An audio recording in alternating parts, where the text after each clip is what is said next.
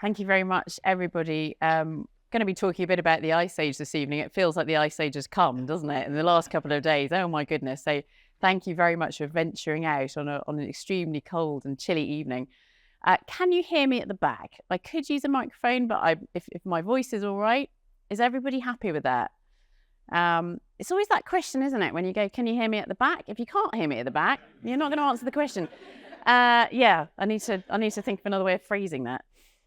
So thank you for that wonderful introduction, John. It's my absolute delight to be here with you this evening, to be delivering this 5th Palmer Lecture.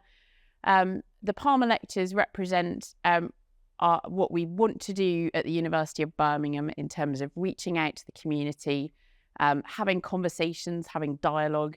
And actually, that's not just about people coming from the university and talking at you. It is about two-way dialogue. It is about listening. We know that our research will be better if we can listen better. We know that our teaching will be better if we can listen better. Universities are more about their own staff and students. We have a lot of those, but they're also about the wider community as well. The University of Birmingham is a brilliant university. You know, it's recognised as being up there nationally and internationally. We have a huge cohort of international students who choose to come to Birmingham. They choose to spend several years of their careers, their undergraduate careers with us. But we must never overlook that we're part of the city. We're part of the city of Birmingham. And so it's really, really important that we have events and activities like this. And as John said as well, come onto our campus. We've got the Lapworth Museum, which is absolutely gorgeous. If you've not been there, it is the museum of geology and paleontology in the West Midlands. It's stock full of fossils from actually all over the world, but then also local ones as well. My favourites are the Dudley bugs, little trilobites. They're absolutely gorgeous. We also have an amazing art gallery, the Barber, and we have the beautiful Winterbourne House and Gardens as well. So we've got all these different cultural attractions on campus. And of course, we have regular events at the Bramall as well, our wonderful venue, theatre and music venue.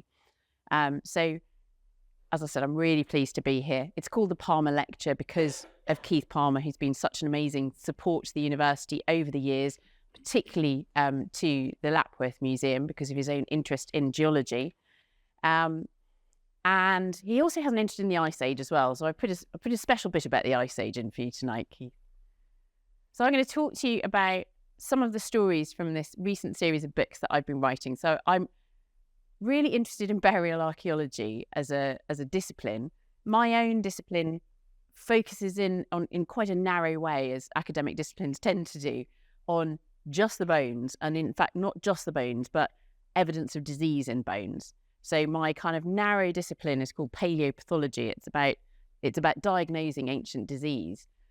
And that is useful to the archaeologists because I can tell them something about these individuals that they find at their archaeological sites.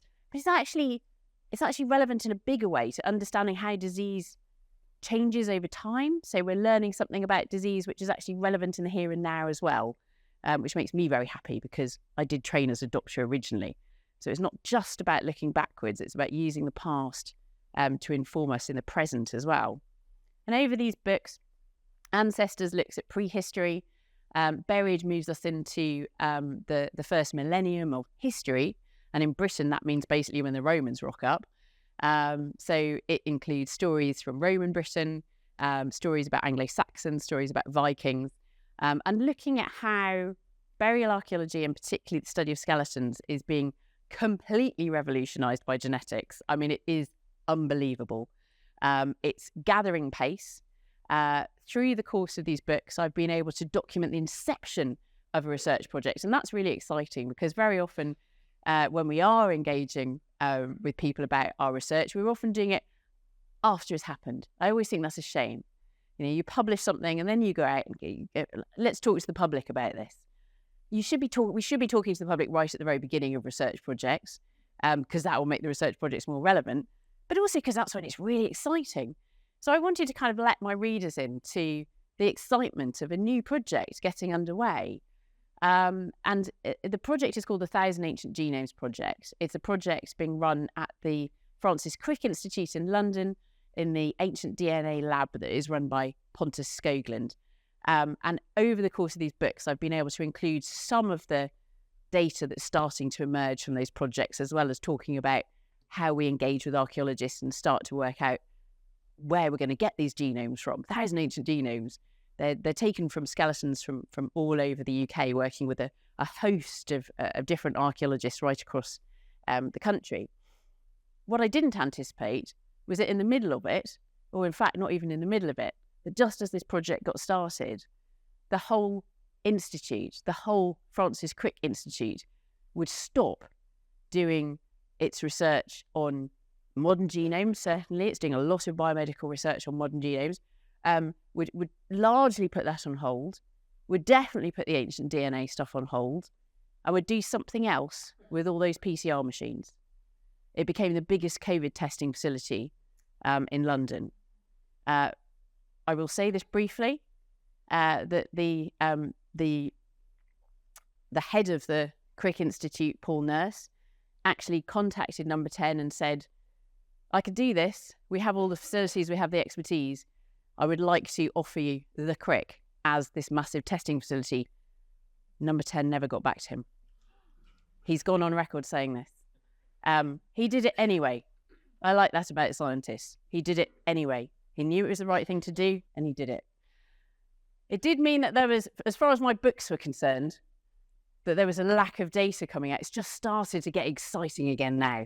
And I've written another book, which has got some of the latest data in, but you have to wait till February, March for that to come out. So tonight I'm going to pick 3 stories from these 2 books. And they're stories which are about burials, but they're about much more than that. They're about connecting with our landscapes, I think. I love walking in the British landscape, and when I'm walking in the British landscape, I'm always on the lookout for ghosts. And it's an odd thing to say. As a humanist, I don't believe in anything supernatural, whether it's unicorns, fairies, gods, or ghosts. I don't believe in any of it, but I do feel their presence, like they're just behind me. And it's because there are these really obvious traces of our ancestors in the landscape, pretty much anywhere you go in Britain. This has been a densely occupied set of islands for a very, very long time. And these people have something to tell us. They have something to tell us, I think, about themselves, but also about ourselves as well, and our relationship with that landscape. You know, we're just the latest people to be walking around in these landscapes. I should say something about the word ancestors, actually. We've just been talking about this in relation to, I'm just finished the 11th series of Digging for Britain. And we do use the word ancestors there a little bit. When I use the word ancestors on that book, and I do actually discuss it in the book, I'm not talking about people that you have a direct genetic connection with. So I'm not talking about tracing back a kind of family connection back to those people. I'm talking about them in the original sense of the term ancestor, which actually meant the same thing as the closely related word antecessor. It just means those who went before. So we can feel a connection with people from hundreds of years ago, thousands of years ago, hundreds of thousands of years ago, because they're human and because they lived in the environments that we're in now. They would have experienced the landscapes that we're familiar with today. So you could have just arrived in Britain and have that connection with those people because you're human too. Or you could have had family connections in Britain going back a long way, but you're not going to have family connections going back into the Neolithic much because we know that there was a big population replacement in the Bronze Age. It doesn't matter. They're still people and they're still experiencing that landscape that we live in today. This is an Iron Age hill fort. These are some, I love these. These are some mysterious rings on the Mendips near where I live.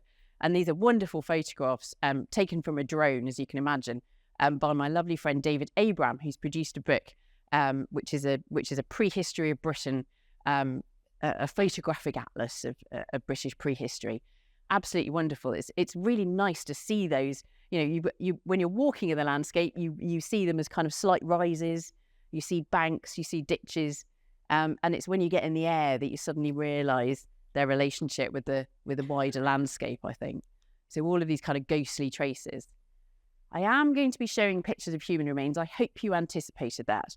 So sometimes when I'm, talking to my students or I'm giving talks where people aren't quite sure what I'm going to be talking about, I would preface it, but I'm talking about my book Ancestors. It is largely about human remains and what we can tell from human remains. There's not going to be anything more grisly than just bones, though. So you can rest assured about that. And I say that as somebody who's just been working on a very grisly series for History Channel. So I don't know whether you've caught the first two, which were out last year. But I've done a series called Royal Autopsy, where we do mock up an autopsy of various monarchs, and it looks pretty real. It's not real, obviously. People wrote to me afterwards going, we couldn't believe how well preserved Elizabeth I's body was. We've done a few more. We've done Mary, Anne, George IV, and Henry II, I believe.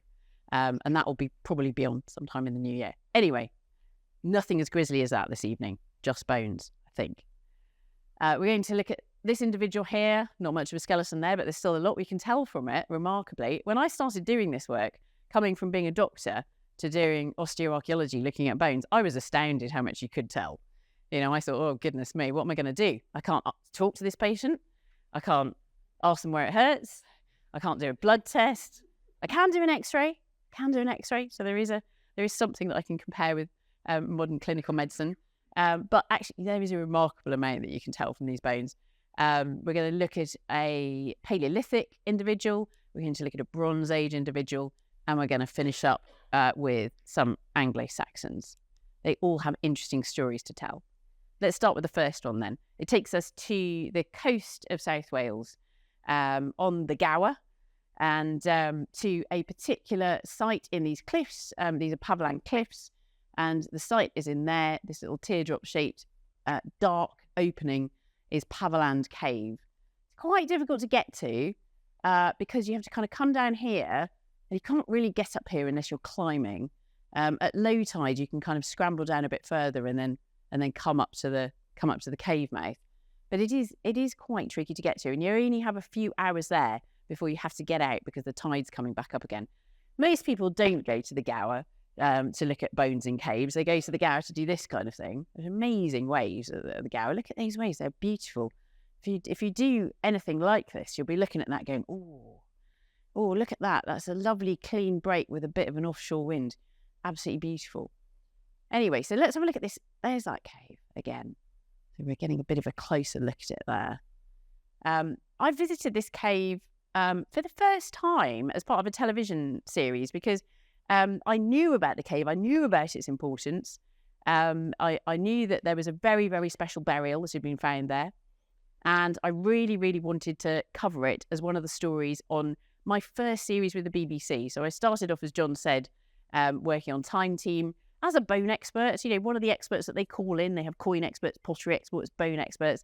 And I started doing that and then started presenting as well. But Case was my first proper presenting job. So somebody from the BBC rang me in my office at the University of Bristol and said, do you want to do this thing? And I was like, sounds fun. Went to have a meeting with the BBC. I met some other people who ended up working on this series Coast as well. Miranda Kristovnikov, who became a very good friend, who I thought she was an archaeologist. I said to Miranda, are you an archaeologist? We're having a cup of tea. We did a brainstorming session when they said, what kind of stories would you do? Cave, I said. And 6 months later, there I was doing Paviland Cave on Coast. But we had this brainstorming session. I don't think at that point I was quite clear about it being a job interview for being a presenter. It was all a bit smoke and mirrors. The BBC does this thing sometimes. They like to pretend they're MI5. It's all very secretive. So we'd had this brainstorming meeting. We then had a cup of tea, and I said to Miranda, "Are you an archaeologist?" And she said, "No, I'd seen her on this thing called Wreck Detectives, you see, where she'd been diving and looking at wrecks." She said, "I'm not. I'm a zoologist by training, but I've done Wreck Detectives, so I think they think I'm an archaeologist." And she said, "Are you an archaeologist?" And I said, "No, I'm a biological anthropologist, an anatomist, a paleopathologist, an osteoarchaeologist. It's all the same thing." Sounds impressive, doesn't it? Reel it all off. It's all the same thing. I look at bones. And I said, "Oh, yeah, that's what me. I'm an anthropologist." And And she said, oh, it's interesting. I said, I think they think I'm an archaeologist, though, because they've seen me on Time Team. I think everyone's on Time Team is an archaeologist.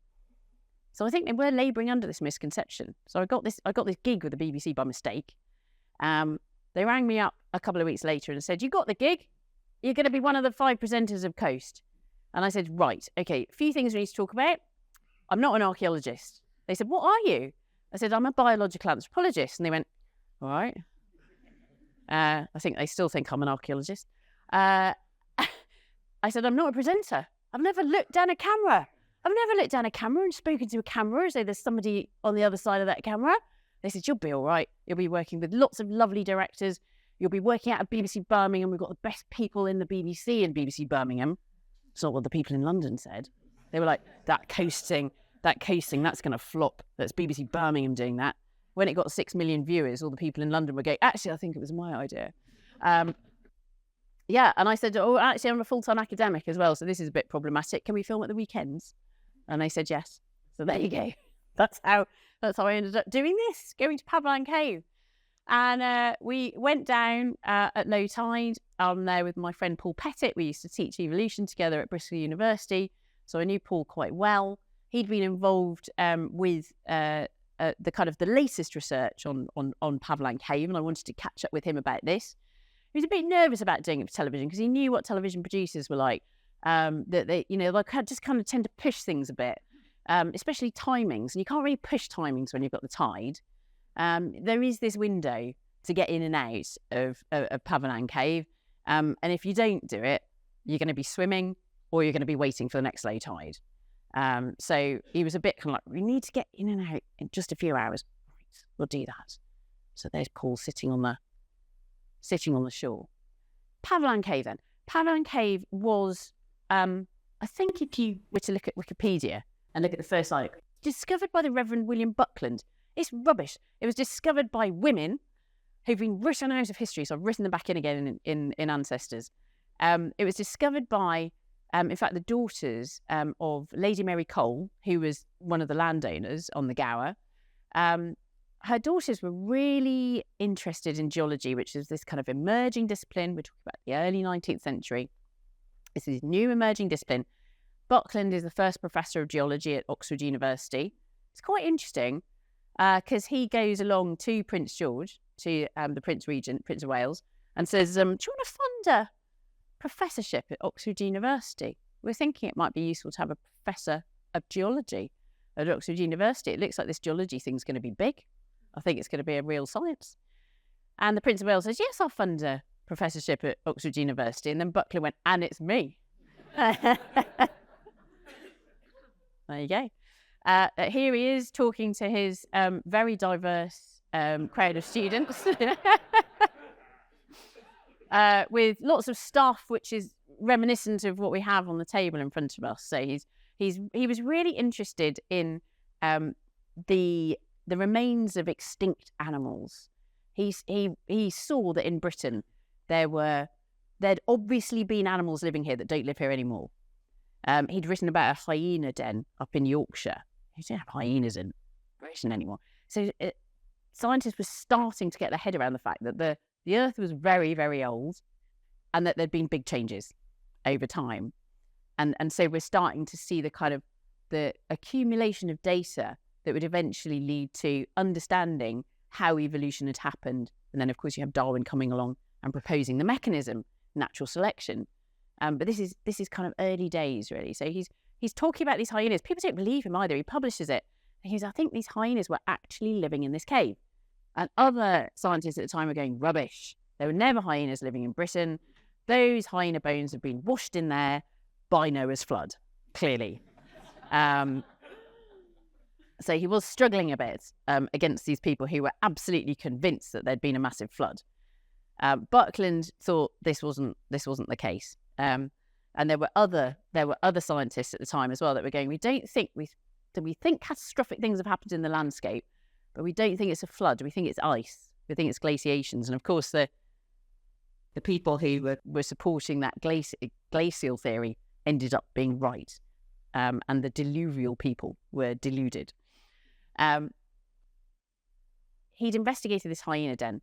Lady Mary Cole's daughters read about that and went, oh, we've got caves like that. We've got caves like that on Pavland too. There's bones that have come out of there. They wrote to Buckland and they said, we've got these bones. We have got bones, definitely. They're too big to be anything that's alive today in Britain. Great big animals. He said, could you do some work? So they went down, the Mrs. Talbots went down and did some work in the cave. They sent him some bits and he said, right, stop. Don't let anybody else in the cave. It's my cave now. I'm going to come down the next winter. Anyway, with them, and they did some more excavation in the cave. They found some remains of mammoth. And then he found a human, which he wasn't expecting, because Buckland was still going for this kind of Noah's flood thing, even though he didn't think the hyena bones had been washed in by Noah's flood. He thought Noah's flood had probably happened. And in his idea, there hadn't been humans in Britain before the flood. Humans originated in Israel, and then they only got to Britain after Noah's flood, when the tribes of Israel go off and populate the world. That was the kind of the biblical interpretation. So he's like, well, this human skeleton is clearly a human skeleton. He should have had his mind open to the fact that it was in the same layers as the mammoth bones, but he couldn't get his head around that. So he's like, it must be a much later skeleton. And he wrote to Lady Mary Cole. All their letters are on the internet. They are fantastic. He's hilarious. And so is she. And there's these letters to and fro from Mary Cole and Buckland. And he's saying, we cannot admit this woman to have been an antediluvial. We don't think this is what happened. Oh, originally he thought the skeleton was male. Then he changed his mind to it being female, because there were some interesting ivory objects with it that he thought were jewellery. Jewellery? It was obviously a female skeleton. He wrote to Lady Mary Cole saying he thought that she was some kind of witch who lived in the cave. Maybe she was a Celtic witch. He didn't say that to his students, though. To his students, he said that he thought she was a woman who was doing other things for the Roman camp on the cliffs above. I won't get into any more details, but it wasn't a Roman camp. It's an Iron Age camp. I mean, it's all wrong. It's just a ludicrous story. Anyway, so this is also ludicrous. So that's the drawing in his report of this skeleton right next to the mammoth skull. But he thinks this is a much more recent skeleton. Look, and also underneath all this, so probably looking quite old. But he wouldn't accept that. Not a whole skeleton, just that. Okay, so the person who drew that drawing was kind of leading people astray there. You look at that and go, there's not much to go on there. But actually, there are some useful bits. You've got almost a whole arm. Okay, you haven't got the hand. You've got a whole leg here, even if you haven't got much of the other side. You've got a whole pelvis. Now, that for me is fantastic, because the pelvis is the best bit of the body for determining whether somebody's a man or a woman. For obvious reasons, females tend to have wider pelvises. Any angle, so even if you've only got half of it, any angle or notch is going to be wider in a female pelvis than in a male pelvis, on average. And it's a spectrum, so you get some pelvises which are right in the middle and you go, I have no idea. I can't tell. At which point my geneticist friends come in and go, we can see whether there's 2 X chromosomes or 1 X chromosome and a Y chromosome, or we're just about to publish XXY or X0. So we're starting to see all sorts of differences of sexual differentiation as well in these bones. So yeah, it's a bit like the whole AI thing, isn't it? I think geneticists, they haven't completely put me out of a job. I think there's still some useful stuff that I can say looking at bones and doing X-rays on them. But I think if I was going to do it again, wind back time 25 years, I think I would go down the genetics route, because it's so exciting. Anyway, we'll come back to how exciting it is. Had jewellery in the form of pierced shells, little periwinkle shells. Everything was covered in red ochre. This is really weird. The bones themselves are covered in red ochre. There's no red ochre in that cave. It's a limestone cave. The sediment in it is a kind of yellowy loam. It's not red ochre. And yet the bones and everything with the bones is stained with this red ochre. So that red ochre seems to have come in with the skeleton, with that burial. Really, really weird. there are also these very peculiar objects, which are, you can see, a few centimetres long. Some of them are up to about 10 centimetres long. And they're pieces of mammoth ivory that have been carved into rods. And we have no idea what these are.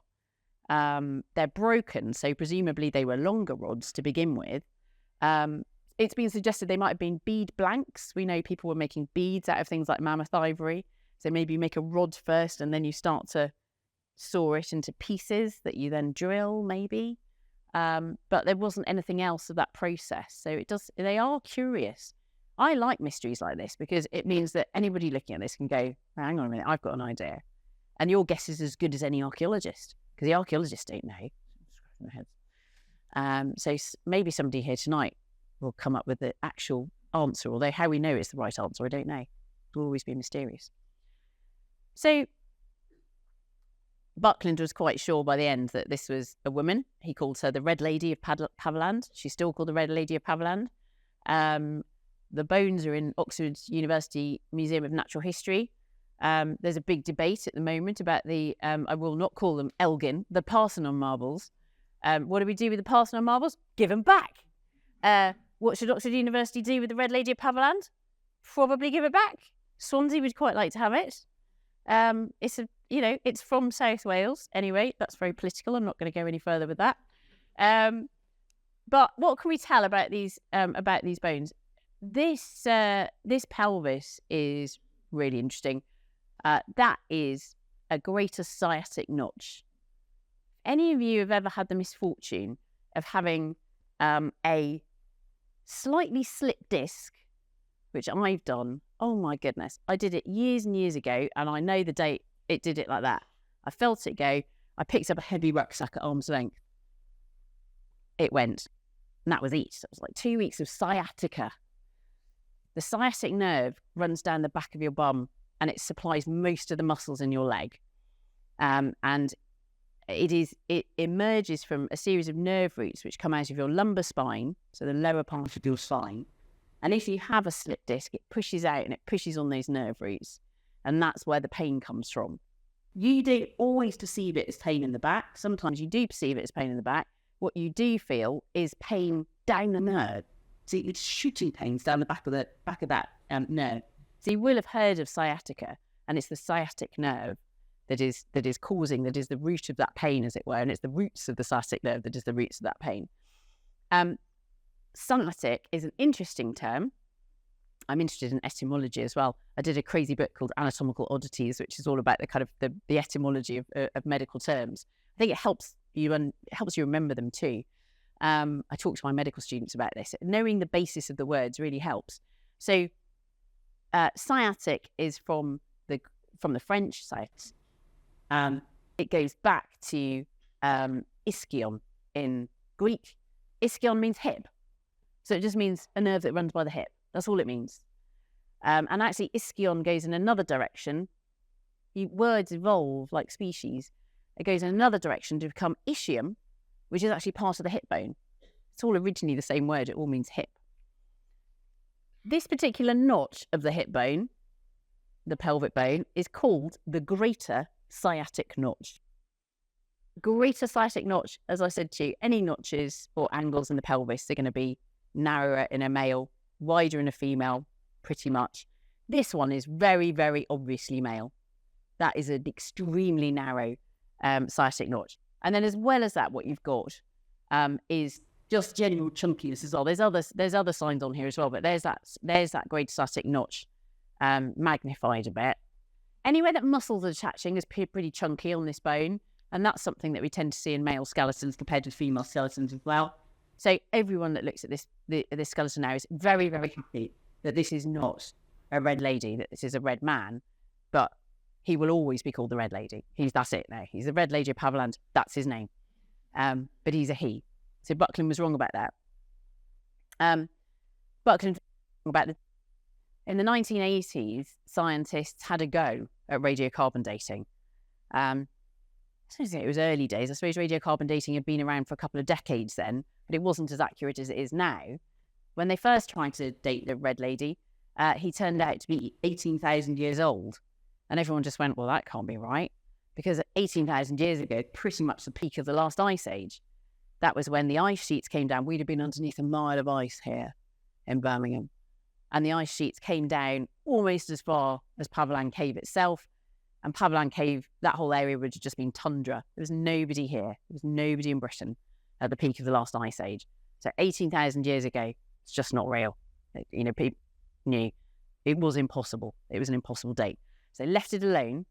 They had another go in the 90s, and that pushed it back a bit further. And then Paul and his team, he used to work at the Oxford Radiocarbon Lab, had another go, and they've pushed it back. First of all, they pushed it back to about 26,000 years ago. It's starting to feel a bit more feasible. But actually now it's been pushed back to 33 to 34,000 years ago. It's astonishing.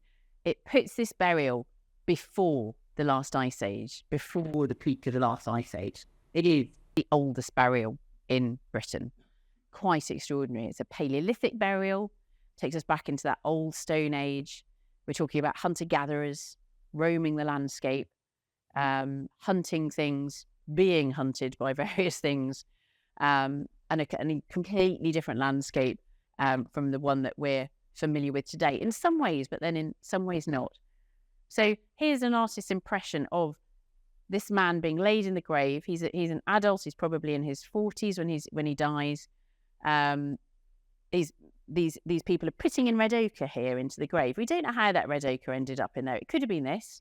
Maybe it's symbolic of death or blood or something. I don't know. Or it could have been red dye on his clothes.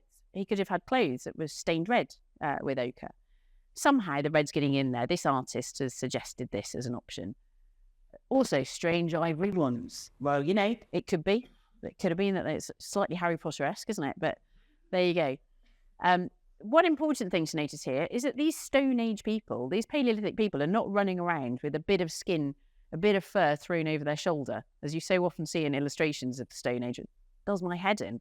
It's like they are existing at a time when, 33, 34,000 years ago, it's significantly colder than today. The ice sheets haven't come down yet, but it's still really cold. They're not surviving in those kind of environments without tailored clothes. And we know that people have eyed needles by this point. So they're sewing clothes, clearly. So this, I think, is a good approximation of what people might have been wearing. They definitely had trousers, for instance. They definitely had boots. They definitely had coats. They would not have been able to survive at these seriously sub-zero temperatures without all of that. Why was this person buried? It's an odd burial. We don't have any other burials from this period in Britain. It's one burial. It's just peculiar. So it obviously wasn't the standard burial rite or the standard funerary rite. We don't know what most people were doing. They might have been cremating the dead. They might have been having sky burials, like we still find in some places today, where bodies are left out to be scavenged and picked clean and then scattered into the environment. So there's something special about this person.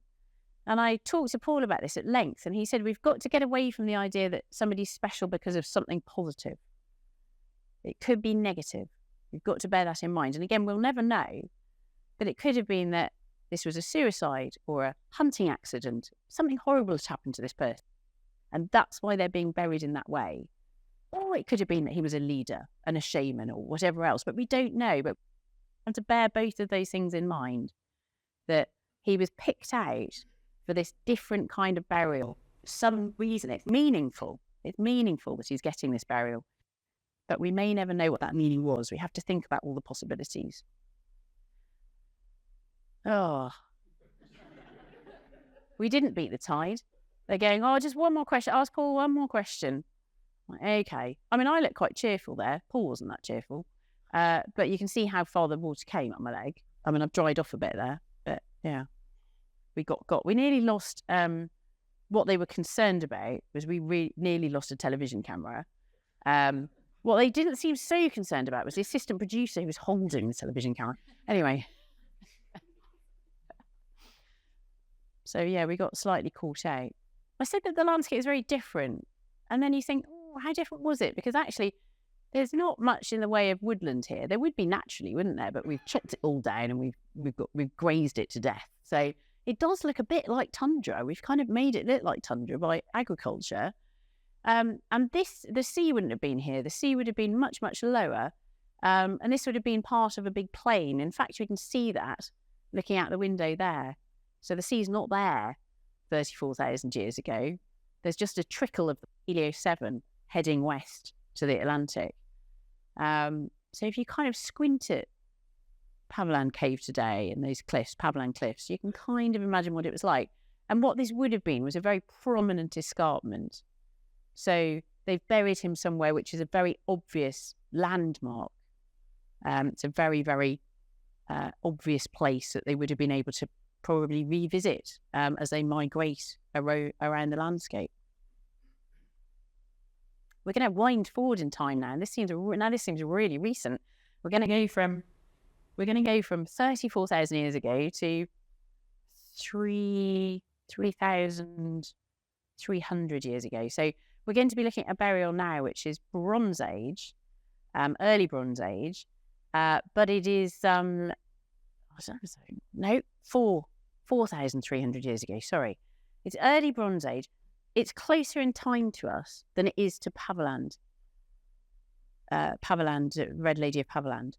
So that's quite extraordinary, because I think we tend to just put all of prehistory in a lump and go, they were prehistoric, we're here. But actually this burial is much, much closer to us. You'll recognise this important place. This might be an easier photograph to recognise. So the most iconic bit of archaeology in the British Isles, although you won't really notice until the 19th century. It was just on a farm and there were sheep grazing around it. And then in the 19th century, they thought, oh, maybe we'll put it back up and maybe people will come and draw it and enjoy it and make some money. People pay. A few miles away from Stonehenge is the small village of, well, maybe small town, large village of Amesbury. And in 2002, they were building a new school and a new road, and the archaeologists get involved at that point. They often do pre-development. The archaeologists were surprised to find a cemetery. They hadn't spotted it on anything. They hadn't spotted it on geophysics or aerial photographs or anything. They ended up excavating a big Roman cemetery. On the side of this cemetery, or on the edge of this cemetery, was a large round pit, which really confused them because it didn't look like a burial. The Roman burials that they were finding, Romans a lot of the time were either creating people or burying people in a kind of grave shaped like a person. So they're like extended arms here. Most of the burials were like that then. They were kind of person shaped. This one's not. It's, you can see it's a couple of meters across and it's a big round pit. They didn't really know what it was. Start digging it on a Friday, get down and find a piece of very characteristic pottery, and this pottery is Bronze Age. And they go, okay, so it's not Roman. It's not, 1700 years old. It's clearly at least twice as old as that. It's Bronze Age. And then they saw a gleam of gold. There was a gleam of gold in the grave. And they were like, oh, it was a grave. I mean, clearly these were grave goods. So they're like, right, we've got to dig it now. It's Friday afternoon. It's a bank holiday weekend coming up. We can't leave it here. You tend not to try not to leave burials anyway once you've started excavating them, because actually if it rains, then the bones are going to get damaged. It's once you've changed that burial environment, things can start to degrade really quickly. So you might have what looks like a really nicely preserved skeleton, but if you leave it there for a few days, it won't be so nicely preserved.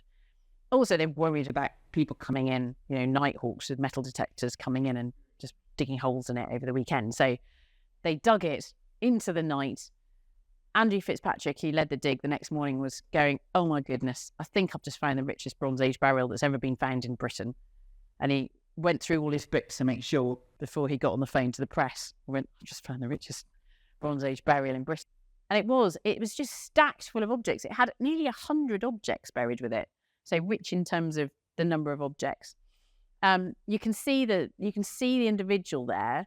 And you can see that they're kind of on their side, so different kind of position from these Roman burials, semi-crouched position. These are the pots that were in there. There are actually 5 of them, which is astonishing. And you can see they're pancaked. And there's all these other objects as well, which you get a better view of here. So this is pretty much the skeleton as it is on display at Salisbury Museum now, with some of the objects, but not the pots.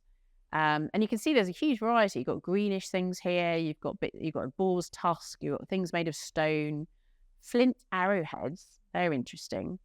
And these stone plaques. So these are about that long.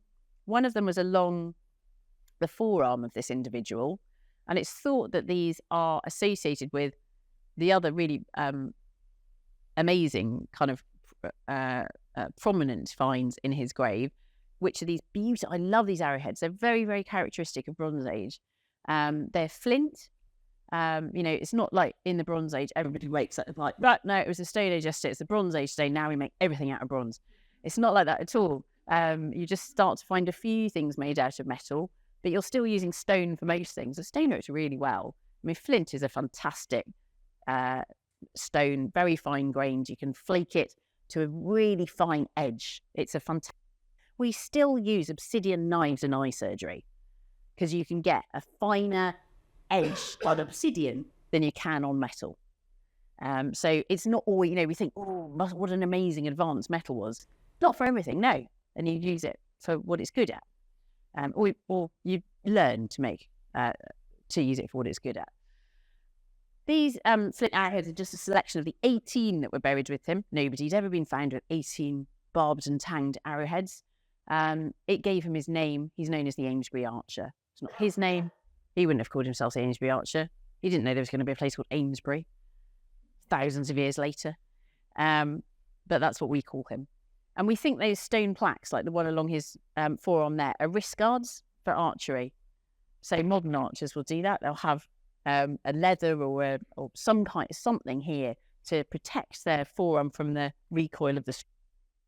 So he probably was an archer. It's interesting what you get in the grave, isn't it? Because the things that are in the grave are the durable things. This is not a waterlogged environment. It's not an environment where you get any organic remains being preserved. Everything that's organic has just rotted away very quickly. So we think these were on arrows. They're not just put in as arrowheads. He probably had a bow as well, didn't he? If he's got a wrist guard there was probably a quiver. Loads of stuff that we're just not getting. Because we've just got the durable things, but we have got a lot of durable things.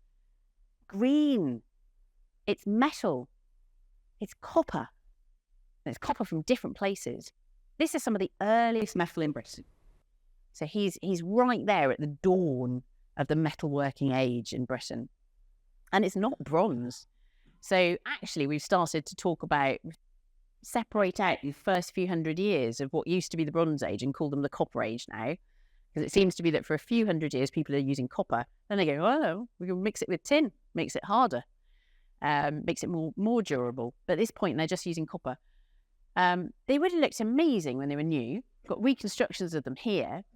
Nobody's ever been buried with 3 copper knives either. It's amazing.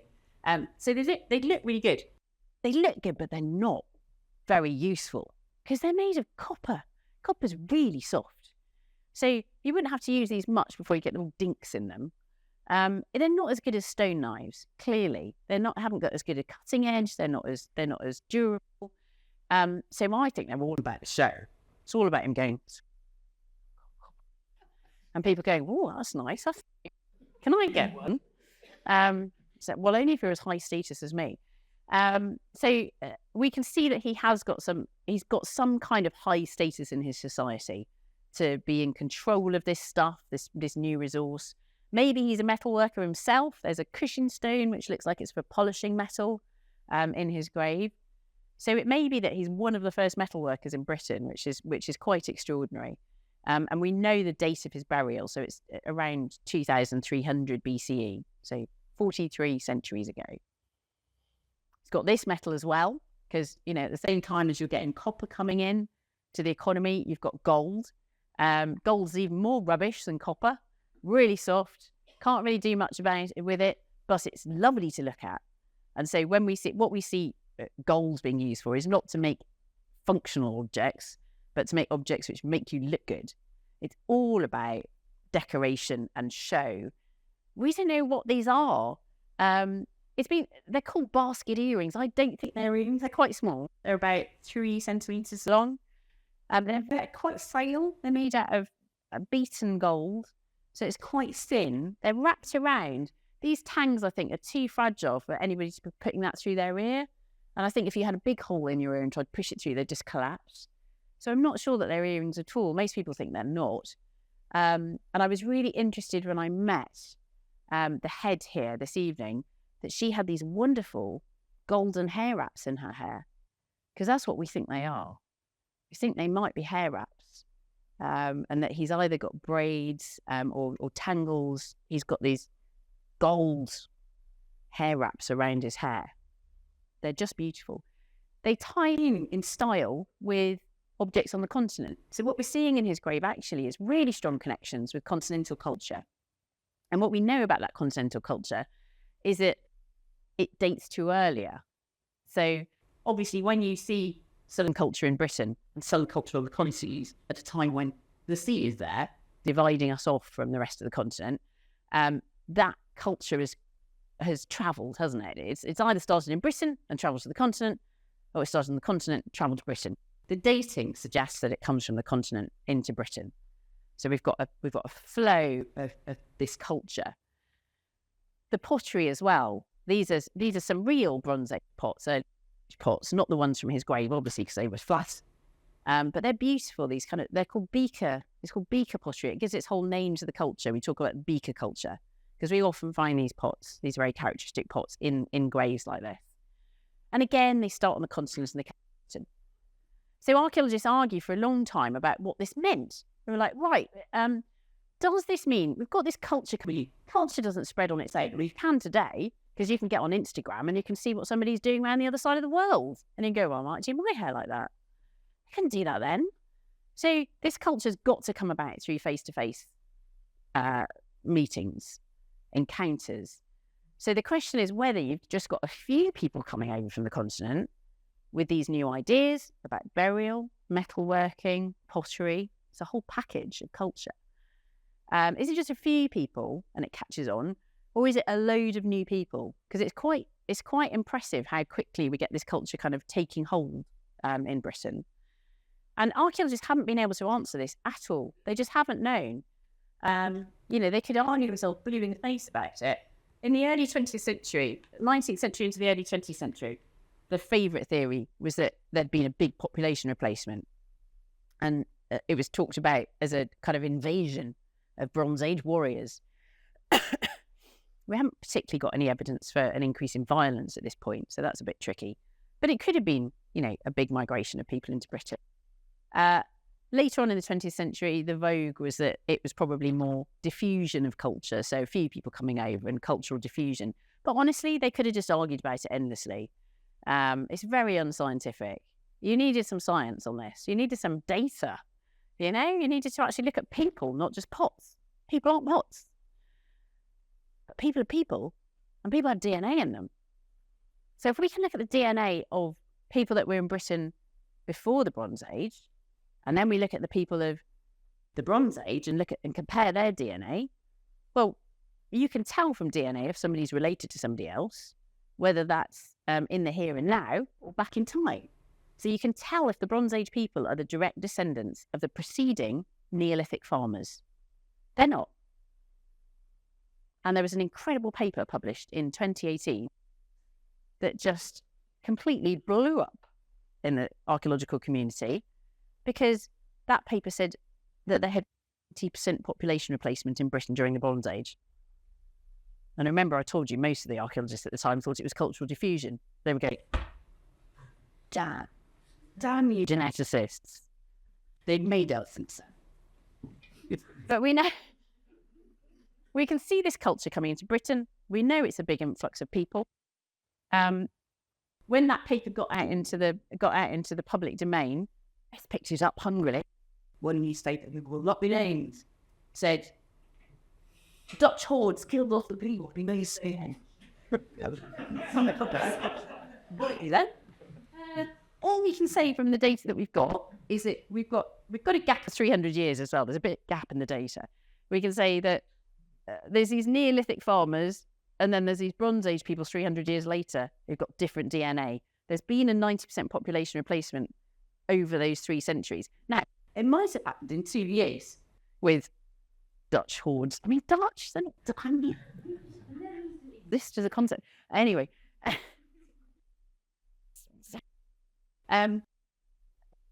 we just don't know actually at the moment. We don't know. It could have been a massive invasion, and he could have been sticking his copper helmet people and then going to that flint knife. I've bent the end of it. Or it could have been that it's just more and more families coming over those 3 centuries, and that it's quite gradual. And maybe these families are more successful. Maybe they're a bit more networked, so they're looking after each other a bit more, so they're having more children, because that makes a difference, doesn't it, as well? If you've got one population that's having more children and one population that's struggling a bit, then the genes of the successful population are going to predominate. We don't know. So it's back in the archaeologist's court now, and we need much more data on those 3 centuries. Absolutely fascinating, and I love it. What a fantastic kind of disruptive new technology that goes, yeah, all that stuff you thought you knew, we come in and got a different answer, but the different answer opens up a whole host of new questions for it. We also know where this culture comes from originally. It comes from this orange bit here, where that's, it's called the Yamnaya culture. It's a bit different when it starts. It involves pit burials and pottery and stuff, and horse riding is important. But it takes 3,000 years to get to Britain, and it kind of just ripples out across Europe and actually into Asia the other way as well. But we can again see that this is a movement of people, that there's a population that's expanding, and it's merging with other populations along the way. They don't stay completely separate, of course they don't. And the culture changes as it goes. So over that 1,000 years, of course, culture is going to change in 1,000 years. But you've still got something there with the burials and the pots, and there's a kind of memory of what it was 1,000 years before. So when we look at our Amesbury Archer, here he is reconstructed. Actually, we can get his DNA. It's only very recently that people have been able to extract his DNA and look at it. We can look at his DNA. We can see the signal from the Pontic steppe of that Yamnaya people. So he's got that in his DNA. It doesn't mean that he is a migrant himself. It could have been his parents or his grandparents, but it means that he's got that in his genes. Is he a migrant? Has he come into Britain? Is he kind of at the forefront of that wave of people coming in? There is one other thing we can do, and that's looking at people's teeth, because you make your teeth when you're a child, and the oxygen and the strontium in your teeth contains a geological signature. It's amazing. So if we chemically test teeth, we can match the chemical signature in your teeth. Geology. He did not grow up on Chalklands. He did not grow up around what is now Amesbury. Up somewhere around the Alps. Absolutely brilliant. He may have travelled much more than that, but we've got these 2 points in time. We can see where he was buried, so we know he died somewhere around Salisbury Plain.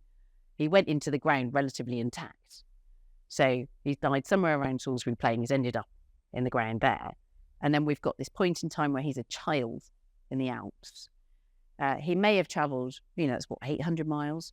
He may have travelled thousands of miles in his lifetime. We don't know all the other bits of his biography. But hey, this is great, isn't it? Just have those 2 points, and for science to be able to unlock these biographical details that 30 years ago you never thought we'd be able to tell that much about an individual, that we'd be able to kind of flesh them out, that we'd be able to see them.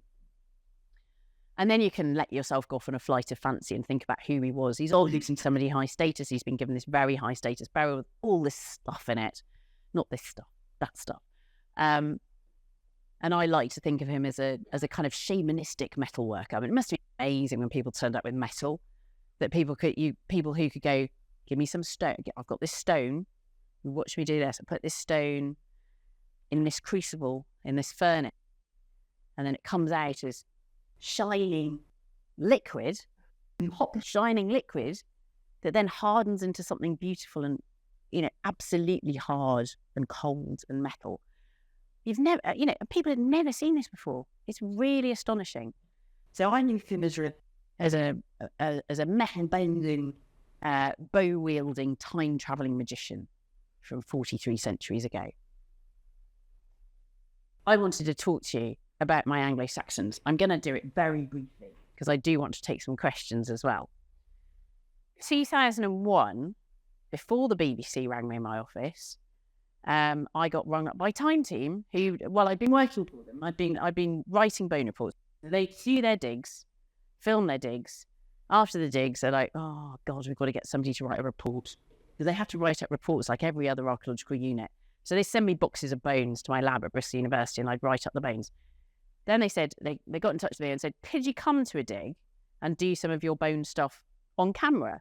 And I said, I'm going to have to move my teaching around, because it's 3 days, not just a weekend. So I used to travel on Monday, film Tuesday, Wednesday, Thursday, travel home on Friday. So it was always 3 days. Not because of, I mean, it sounded good, didn't it, on television? We've got to do this in 3 days, just because we've got to get home for the weekend. That was the reason. So I was like, I have to reorganise my teaching a bit. So are there definitely going to be bones? Because I don't want to come if there's not going to be any bones. And they said, well, it is a cemetery site. So I was like, okay, all right then, let's do it. Cemetery site discovered because of this beautiful bucket. Did have a bottom once. Otherwise, it's not very useful. When you unroll it, it's got a pattern with warriors fighting leopards on it. And it's got this Greek inscription across the top, which says Gynusa Kukura Polis Se Kronos Ke Kalis, which means, lady, use this in good health for many happy years. It's like some kind of greetings card thing, isn't it? It's brilliant. We know where it comes from. It comes from a workshop in Antioch, modern Antakya, in southern Turkey. Oh my God, it's come all that way and ended up in a field in Hampshire. We know of 2 others from Britain, and then a bunch from across Europe, with a lot of them in Turkey. We don't know what they were made for or used for. They might have been diplomatic gifts. Maybe they were his and her sets. I don't know. But there's something really special. And they're being, here it's being put in the ground with burials as a kind of object of, I suppose it is high status. Nice objects, terrible bones. I can always spot myself in these old photos. Awful bones, hardly there. Very useful for me as an osteologist to be there on site, because honestly, there were some of these pelvies. I was working with Margaret Cox. That was amazing for me, because I was quite new to osteoarchaeology. Margaret Cox was fantastic forensic anthropologist. I learnt a lot by working on Time Team with her. And both of us were there looking at the pelvis, going, don't trowel it anymore, because if we trowel it anymore, it's going to go. It's hardly there. It's almost like a ghost in the soil. And this one of these we thought was a young female, actually, buried with a shield boss. It's quite interesting, because the assumption is always, if it's got a shield with it, it's a man. But it may have been a female with a shield boss. I mean, look at these rubbish bones. At least you've got better teeth. Your teeth are the hardest things in your body. They're the things which are going to stick around longest, unless you're cremated, where everything just gets burned and then ground up into dust. It's very odd. When you cremate somebody, they don't turn into dust. They turn into a pile of bones. But we don't like collecting bones, I don't think. We don't like it. Romans didn't mind, but we do. So we grind people up. Did you know people got ground up in crematoria? You can probably ask for people not to be ground up. That'd be interesting, wouldn't it? Do the cremation, but don't do the grinding up bit. I want to see the bones. You wonder how many people end up together as well, don't you? It's like, have they brushed out the Have they brushed out the furnace well? It's all so industrial, I think, compared to how people buried each other or cremated each other in the past. Here I'm having a quick cup of tea, I think. We've spotted some more skulls down here. These ones are buried a bit more deeply, so they were much better preserved. There's lovely Margaret Cox, and the lovely Phil Harding, with his impossibly short shorts. And here are these better preserved skeletons. So it's curious. Look at that. It's a double burial. In fact, it's not even a double burial. This is the skull of a 3-year-old here. These 2 are male. Can't quite see the cystic notch, but they're male and they're young. They're probably in their 20s. Really odd ages at this cemetery. Because normally what you get in cemeteries is, if you've got children buried there, you don't always get children buried. If you've got children buried there, you get a lot of children, high infant mortality. I think we sometimes forget you've only got to go back 100 years. So my grandma was like one of 11 children, and only half of them survived to adulthood. That was normal. We're so different now, and I think we just take it for granted. It's modern medicine, it's all sorts of things. Having enough food, being able to vaccinate children against diseases which would have killed so many children at the beginning of the 20th century. Anyway, so you see a lot of children, a lot of old people, because you've got some time. It just, it is, isn't it? Taxes, death. She seems to be absolutely guaranteed of. Really odd. People in their 20s, a 3-year-old, really strange. And lots of these, either double burials or triple burials, as in this case. Something catastrophic has happened to this community. Something catastrophic. When you see this kind of pattern, you're thinking, what is it? It's probably one of two things. It's conflict or disease. And I think Tony Robinson at the end of this one kind of summed it up. We didn't really know. I mean, he summed it up, and I suppose he thought it was unlikely to be disease because they'd all been laid out so beautifully. They hadn't just been thrown into a plague pit. They'd been very carefully laid in the ground with objects. So we were kind of erring towards the conflict. Then I was writing and I was writing about Bremer, these Anglo-Saxon scouts. We never got to the bottom of that, did we? And at the same time, I was writing a chapter about a particular pathogen. So there's lots of, as I moved on to the next book. So there's one particular pathogen where the genetics is fascinating, and it's taught us that how pathogens come back and back and back, and you think they go away and then they come back again to bite you, which is very relevant, I think, to us now. We're thinking about where we're going COVID. There's all this weird, very anti-scientific ideas out there where viruses getting weaker over time. And you're like, really? There's plenty of viruses that got worse. I mean, it's evolution. It doesn't have a direction. They could get worse. They could get better from our perspective. What we've discovered with pathogens and with DNA is that what we're finding more and more of is that when they're in a population, they do come back from time to time. And we found it really, really prominently with the plague. So the plague was first identified as a thing, 19th century. So the 19th century massive outbreak that becomes a pandemic. The Hong Kong plague, it was called. It's a bit like China flu. But nothing to call it on where it broke out. It's a pandemic, a Hong Kong plague. Alexander Yersin went out from Pasteur's Institute in Paris to try and find out what was that's causing this. And he took pus out of infected buboes, these swellings that people got in their lymph nodes, and looked at it under the microscope and characterised it and wrote about it. And he called it Pasteurella pestis.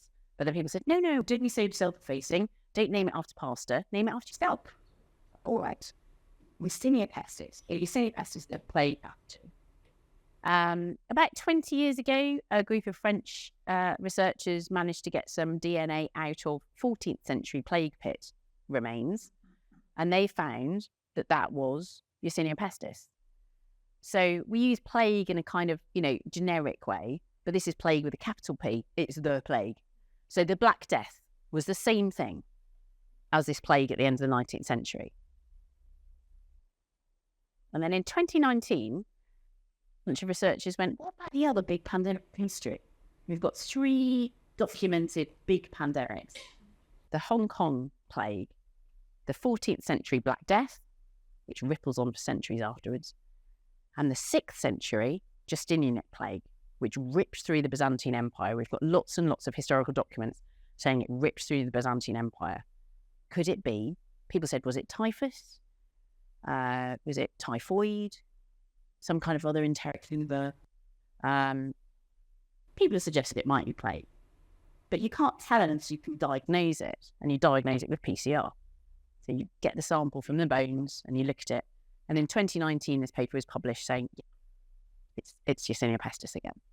So the 3 big pandemics of history have all been Yersinia pestis. And by the way, there's Bronze Age Yersinia pestis. And by the way, there's Neolithic Yersinia pestis. So this is just a little kind of salient thing about what happens when you let a disease become endemic. And it's sitting there in a population. And then for some reason, whether that's a social change, so something about the environment that the pathogen finds itself in, or perhaps a mutation within the pathogen, it leaps into pandemic form again, and it comes back. And we're very much at, COVID is pandemic at the moment. We're all getting it once or twice a year. That seems to be we've accepted it. Were we asked? Whether we want, I don't know. It's very difficult, isn't it? But it's just coming back. It's coming back and back and back, and a lot of you will have had it this autumn. Probably some of you have got it now. It's when you're vaccinated, it's not as bad to have it, so you can't get a nasty flu type illness. But the vaccination doesn't last that long. The immunity from the vaccination lasts about 6 months. So should we be vaccinating more? Lots of questions. Anyway,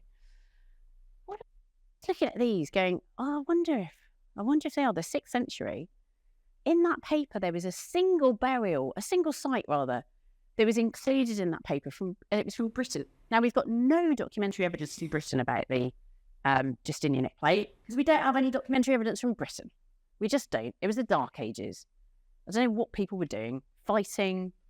Don't know what they were doing, but they weren't writing anything. So we knew about the Justinianic plague in the Byzantine Empire. Didn't have any idea what was going on in Britain. There's this single site that was sampled as part of that bigger study, and it had Yersinia pestis in it. And this is what the archaeologist working with the geneticists said. It is unlikely that this site is unusual in being affected by the plague. Well, probably most, if not all, of Anglo-Saxon England was ravaged by it. That's just probability, isn't it? You're very unlikely to pick the one place where you have got Yersinia pestis in the 6th century. It's probably everywhere. So I'm reading about this and thinking, oh my God, look at that. That looks like Bremer. Really looks like Bremer. So I got in touch with my colleagues at the Crick. So there's Pontus Skoglund, who led the team. Tom Booth went and did some samples on the Bremer bones. And he was like, they're rubbish bones though, aren't they? Alice, come on.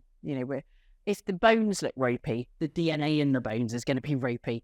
Pooja Swali, who just finished her PhD this summer, she's now Dr. Pooja Swali, tried to look for Yersinia pestis in them, and it was just so disappointing. And she said, I can't do it, Alice. The DNA's too fragmentary, it's barely there. There's just not enough. There's not enough to tell. And I said, can you please try, Pooja? Please try. Could you try Trench 7? That would be better preserved bones. And then she emails me and goes, oh, there does seem to be a bit of DNA here, but I can't find any Yersinia pestis DNA. I've got one more trick up my sleeve.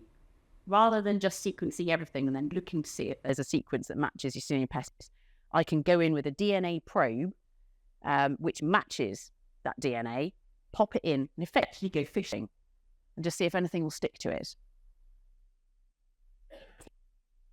So she's only 12 minutes within the last few months, so it did stick. She's 95% sure, she says, that we have got Yersinia pestis forever. It's the 2nd site in the UK. And then, of course, again, you start to think about the effects of that. Was this like the Black Death? Then we know it was really bad through the rest of the Justinian Empire. It's wiping, decimating populations. So it makes us look at what's going on in the 6th century in a completely different way. We know that there's this disease which is ravaging the population, and that would have had big social and political ramifications. So archaeology is being transformed by sciences, by the ability to tell where somebody grew up from their teeth, by the ability to look at the composition of metal and where metal comes from, but particularly by genetics. And we're now in the era not just of ancient DNA, but of archaeogenomics. And one of my archaeologist friends, Hugh Wilmot, who works in Lincolnshire, said that all of this analysis is about doing something which is unlocking memories. So that you've got these kind of memories which are locked away in artifacts, but also locked away in bones. And he had this wonderful way of putting it. He said, there's a memory that lingers. It is allowing us to access that memory in a way that we've never been able to before. So thank you very much for listening to my stories of ancient DNA and burials. Those 2 books cover some of these stories, and the full story of the plague is in the rather lurid-looking crypt, which is out in February. Thank you very much indeed.